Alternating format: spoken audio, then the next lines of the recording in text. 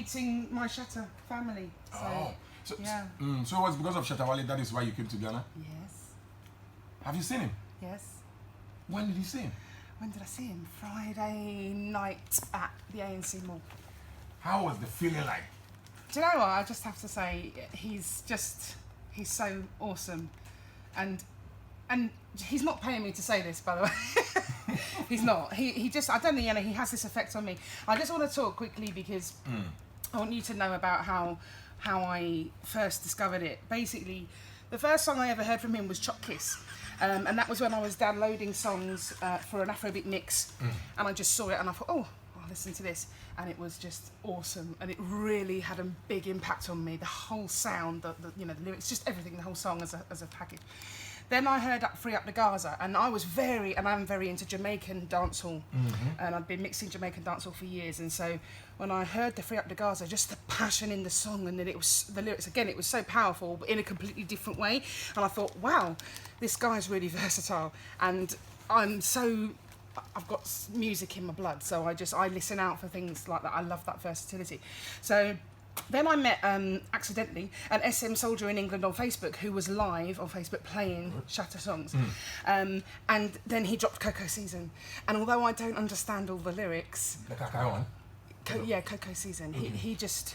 That whole... Oh my goodness. That song was just... There was something about it that really connected with my soul. And I actually had to ring this SM soldier after his show and ask him to explain what the song was about because I didn't understand all the lyrics. But there's a section in that song that says, if you love me, I will stay in your heart. And if you hate me, I will stay in your mind. And whoa, I was just, completely taken away by that. So that was when the SM soldier spent like 3 hours on the phone to me, telling me everything about the song, everything about Shatta, who he is, where he's come from, what he stands for, what he's doing for Ghana, and I was just like really emotional because I just really felt that it really resonated with my own life and my own kinds of struggles that I'd been going through, obviously in a very different way, but I just felt very inspired. So basically I started doing my own live videos on Facebook because actually I was dropping some mixtapes and people didn't believe it was me mixing it because I'm white female. So they were saying that they thought that it was someone else. So I thought, okay, I'm going to go live and show you that I'm actually the one doing the mixing. And then of course once I'm live, my enthusiasm and energy and my joy for the music while I'm broadcasting live just soon attracted much interest from the Shatta Empire and the fans. And then that's when they started following me and supporting me and just showing me much love. And then eventually, when Shatta came to London in August, I went to meet him. And just the love that he showed me was just so overwhelming, so overwhelming. And I just decided then, after spending some time with him at his hotel, just that I would do everything in my power to support him. But I felt like I'd known him all my life, just being with him. It's so hard to explain in words. So I'm thinking, hang on a minute, there's this guy who does this music, but he's not just one genre, he's not just dancehall, he's like beyond genres, because every single song he drops sounds different. And I'd never experienced that before either, I'd never heard that before. And so again, that was something else. Wow, who is this guy? And being with him made me realise he's so real and he's just so human. And so I just kind of knew that I had to be the person to do everything I could to push him going forwards. So yeah, I've been saving my money for a long time to actually go to Jamaica because Jamaica was going to be where I was going to go. I know a lot of people out there, so I was going to make my way there. My mixtapes are on the streets a lot in Jamaica, so I wanted to go there and really get a feel and get out there and live it because it's amazing. But the love for Shatta and the movement was just so strong that I had to travel here instead and see him again and just show him how much I love him and how much I appreciate him, because, and I know it's not easy in Ghana, but then it's not easy anywhere in the world, to have money to fulfill your desires and your dreams, but if the love is strong enough, then you can make it possible, you can make anything possible, and I think on a personal level, my struggles have been really intense. I have a son who has mental health disability. I myself had weight loss surgery actually in April of this year. Before that surgery, I was very, very sick and I was not actually well enough to work or play much at all. I was in a wheelchair this time last year. Wow. But I was so isolated in my life that actually there was no one to take me out and push me in my wheelchair. Do you know what I mean? Because there was hardly ever anyone around me. So I got to the point where my son kept me going basically, and I didn't want to get out of bed in the mornings. I struggled so badly. I had so many illnesses and stuff, and I wanted to give up on life so many times, but the Shatta Movement just really supported me through like my darkest and most anxious days, like leading up to my surgery. And I was always encouraged always to keep going, keep the faith, and that this will be my cocoa season, and that I can turn it all around, and it just kept me going. And then I eventually had a phone call from someone close to Wale here on WhatsApp, just telling me he was also supporting me and telling me that Wale knew everything that I was doing for him and that he really loved me. And I was just completely blown away and knew that I just had to keep pushing through my own negativity, in both my body and my mind. Keep going. And I've now actually lost 170 pounds in weight, yes. And I'm able to walk, and I can move about again, and I can dance and perform again after years of disability, And actually, it was Shatta Wale that really made me believe in myself. Because it's so easy when you're in a negative mindset to think, I just can't do this. And when you decide you can't do it, do you know what I mean? But once you actually make your mind and you decide, no, I can do this. I'm worth this. I have value. And do you know what I mean? And he always just made me really think I've got to believe in myself and I can make the impossible possible.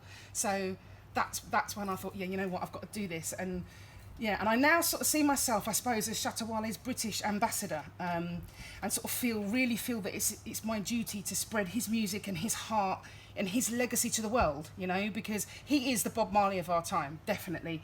He can change the world, really, 100%. And I 100% believe it, and I see it and I feel it.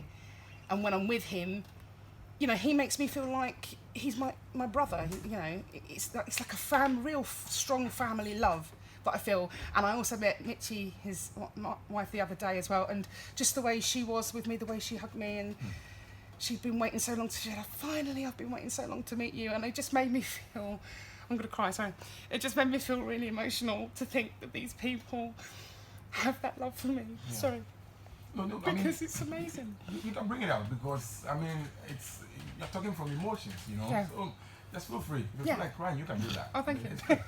It just makes me feel sad, because of the way Wale is and his heart and his love. And when I see other Ghana artists really disrespecting him, I find that really hard to take, and I find it's very, very sad because he has such a pure heart and he genuinely wants the best for all Ghana artists, and he wants the best to put Ghana on the world map. Definitely, it's like, apart from obviously wanting Ghana to be really represented in the whole of Africa, it is a worldwide thing in his vision. And he's really trying to do that. He's really trying to, no matter what negativity comes his way from individual artists who I'm not going to name, but individual artists, whatever is being thrown at him negative-wise, he never gives that out. He never responds in a negative way. He's always, actually, no, you know what, let's just keep showing love. Let's just keep showing love. And he keeps making those good causes for his country. And again, you see, that just makes me have even more love and respect for him, the fact that he can take all of that, like grief, and then still stand up and say, you know what, I love you all, I'm keeping going, and I'm never going to stop. I'm never going to stop. Sorry you don't like it, but tell you what, come with me, let's do this together, let's be a family, let's represent Ghana together. And that, so I just really hope that eventually some of these artists actually can wake up and say, you know what, yeah, he's right, we can do this together. It's better that we unite rather than divide, so, yeah. All right, so let me ask you, how is Shatta Wale in the UK? In the UK? Exactly, because we have most of artists going to perform outside Ghana, and then the news we hear in Ghana are not good news. Some tell you they go and perform on some Wawa board and some things like that, Yeah. How is Shatta Wale in the UK? Because you've been in, especially. I was at the O2 on the 25th of August when he was there at the Ghana meets Niger.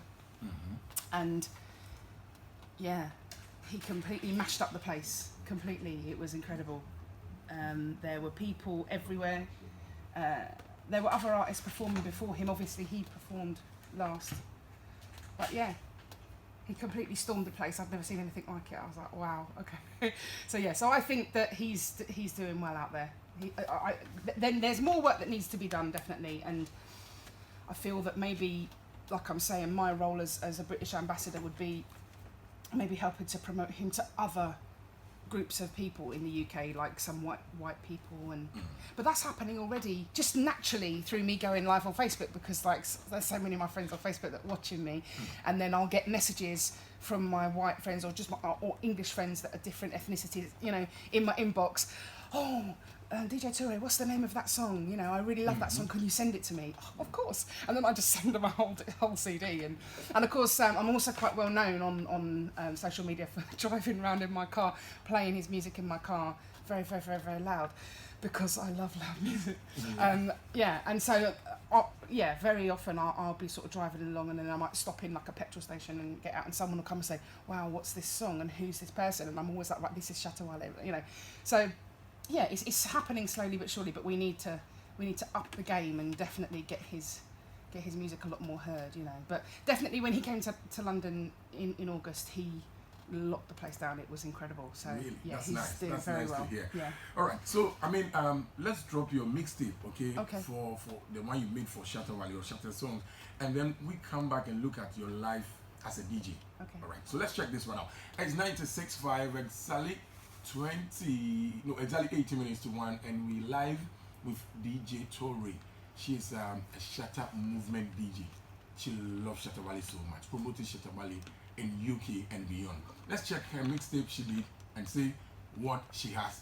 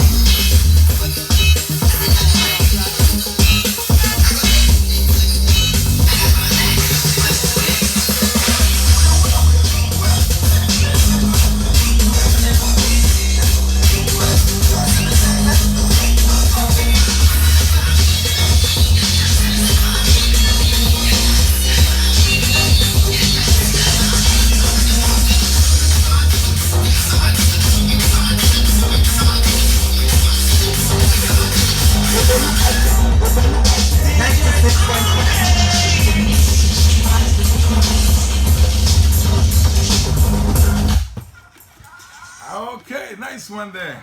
So, DJ Touray, when did you do this?